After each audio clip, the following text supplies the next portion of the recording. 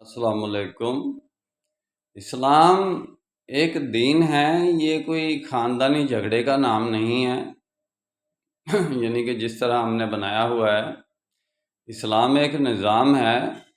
اس میں نظام کی طرح اسلام کو لینا چاہیے۔ اس میں ابن ملجم کدھر سے آ گیا، اس میں شمر کدھر سے آ گیا، اور یزید اور حسین کو دین کیسے بنا لیا گیا، اور محمد رسول اللہ تو صلی اللہ علیہ وسلم آپ دین نہیں ہیں، ان کو بھی ہم دین نہیں کہہ سکتے، وہ بھی دین پر چلنے والے امام ہیں۔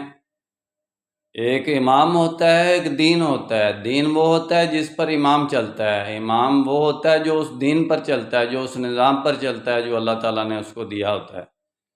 تو جب ہمارے پاس دین محفوظ ہے، الیوم اکملت لکم دینکم واتممت علیکم نعمتی ورضیت لکم الاسلام دینا، جب ہمارے پاس دین محفوظ ہے، اس کی ہر قسم کی ایک ایک آیت محفوظ ہے، ایک ایک یعنی کہ بات محفوظ ہے، تو ہم اس دین کی طرف کیوں نہیں چلتے؟ اس دین کی طرف کیوں چلتے ہیں کہ جو تفرق میں ہو کر، تقسیم ہو کر ٹکڑے ٹکڑے ہو گیا اور اس کی بحث میں لگے ہوئے ہیں؟ اس دین وہ شیطان نے پیدا کیا، اس لیے اس کی ذریت اس کی باتیں کرتی ہے۔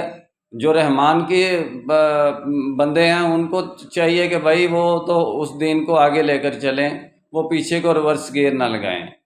تو اس لیے میری یہ گزارش ہے آپ لوگوں سے کہ اپنا ٹائم ویسٹ نہ کریں، یہ شیعہ لوگوں کی بحث میں نہ پڑیں۔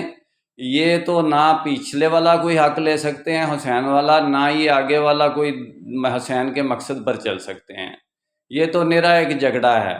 میرا کام اسلامک ورلڈ کی امن اور یونائٹی کا ہے۔ انشاءاللہ ڈیٹیل میں بات پھر ہوگی۔ نسبت وحدت خدمت خیر کے ساتھ، اللہ حافظ۔